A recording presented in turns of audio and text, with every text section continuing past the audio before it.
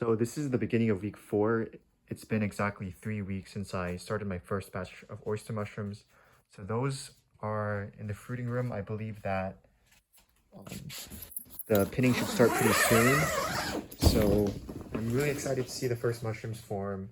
You can see that I have 5 buckets. I used the wooden pellets and the hardwood, and then soy pellets, and mix that with water to create the first batch. But going forward, I'm going to use straw because that's a little bit more economical for me.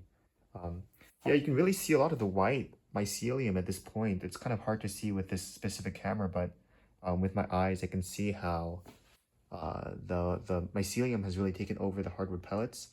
And now you can kind of see everything peeking out. So before, this was all um, just dark, but now you can see that a little bit of white peeking through a lot of even the bottom holes. And so this one not so much, but um, and so I'm really excited about the fact that the mushroom should start pinning, meaning they're coming out of the hole and then fruiting soon. So I think the conditions in this fruiting room are pretty much set up. I have a humidifier.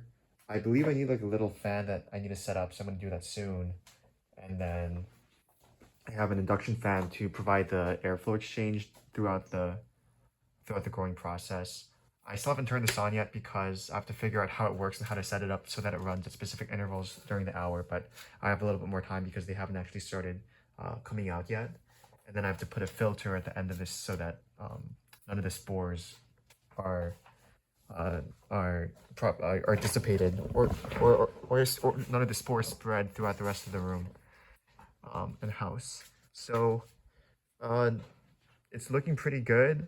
I'm I bought another AC Infinity 10 just like this, and I'm gonna put it down here right next to it so that it as a colonization room to keep the temperature and the humidity and everything that needs to be constant. And so basically, I'm gonna have the colonization room right here. This is gonna be the fruiting room, and then I'm gonna have like probably another fruiting room back here.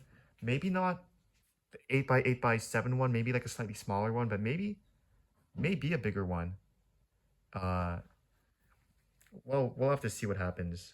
But then another fruiting room in the back here, and then I'm gonna kind of have like a lab in this section. There's a lot of like kind of old stuff that I have from a previous renovation that my dad did, but I'm gonna get this all cleared up and then maybe stored in this little space over here. So I'm really excited that I'm making some progress. I'm gonna be, adding maybe 5 buckets a week, uh, so that until I hit maybe like 80 to 100 buckets in the fruiting room at once for the oyster mushrooms, then focusing on that in the beginning, and then we'll go from there with the specialized mushrooms. I think the biggest bottleneck for me is probably um, the grain spawn because yeah. So my biggest bottleneck probably at the moment is the grain spawn because I've been buying like a 6 pound bag of grain spawn from North Spore, which is one of the pioneers of the method as far as I know.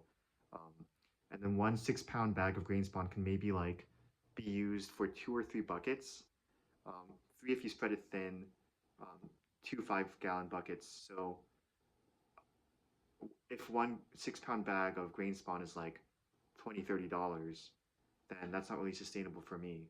So I think my priority is really learning how to take the white, mushroom tissue and use that to inoculate some sort of liquid spawn or liquid or like use the agar plate method that I'm still learning about those things and then using that to inoculate the grain spawn and then being able to use the grain spawn as like a regular source of my own spawn and maybe even selling that to other people. So I I'm really gonna hone in on that this week and make it my priority this week to get all the equipment I need for the grain spawn, and then um, yeah, we'll see what happens from there.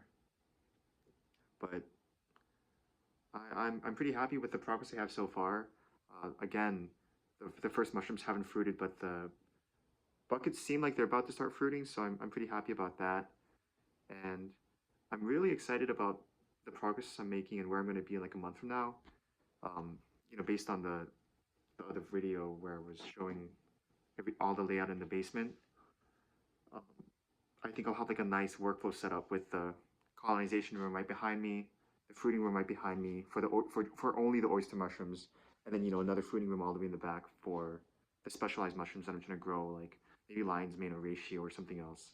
Um, so yeah, we'll see what happens. I'm gonna focus on the grain spawn bottleneck for the next couple of weeks, and just continue to add 5 to 10 buckets every week, and then yeah, we'll go from there. So